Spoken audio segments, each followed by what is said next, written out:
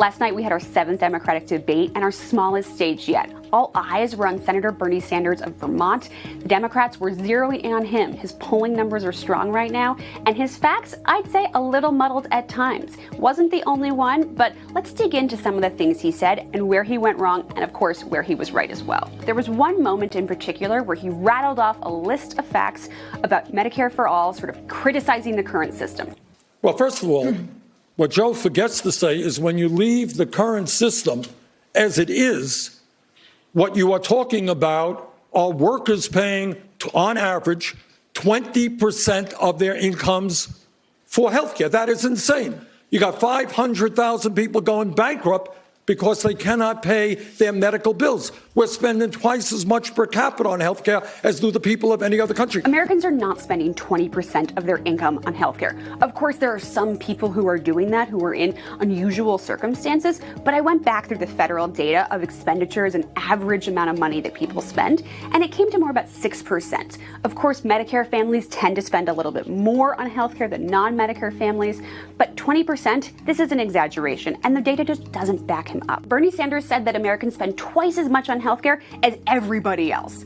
You know, when you hear a statement like everybody else, you know you're going to have some problems with it. He's talking about other developed nations, and America does spend twice as much as some developed nations, but not all developed nations. Switzerland spends actually pretty close to as much as we spend on healthcare, and of course, less developed nations spend a lot less. It's an exaggeration and not the right data point. The last one, 500,000 medical bankruptcies a year. Huge number. Now, Bernie Sanders says he's sticking with this number. He's defended it when he's been fact-checked by the Washington Post. And the study that he actually points to, the authors say he backs him up. But what it looks like is that medical bills contribute to bankruptcy. They aren't the sole driver of bankruptcy in a lot of these cases. So saying 500,000 bankruptcies per year for medical bills looks like an exaggeration as well.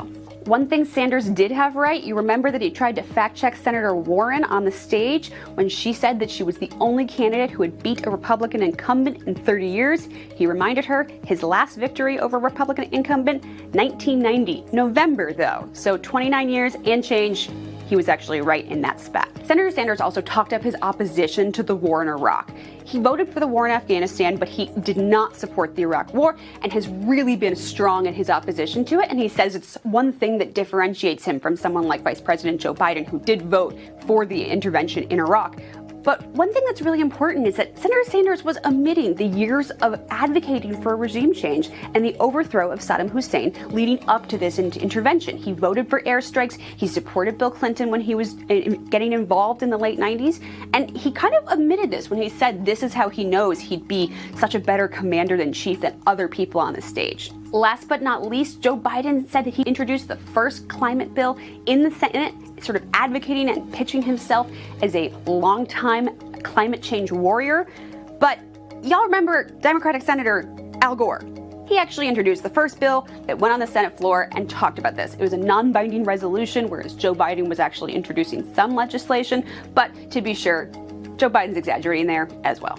All in all, a pretty clean Democratic debate. We saw a lot more statements of opinion, a lot of candidates trying to differentiate themselves versus throwing around stats and facts and trying to sort of prove themselves as in the know and aware. We saw candidates really trying to stake out their lanes in the Democratic Party, something that's easier to do with 6 candidates and not a dozen on the same stage.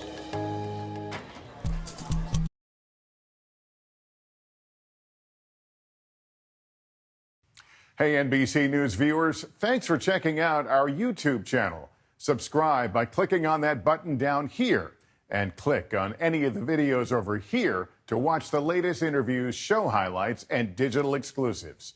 Thanks for watching.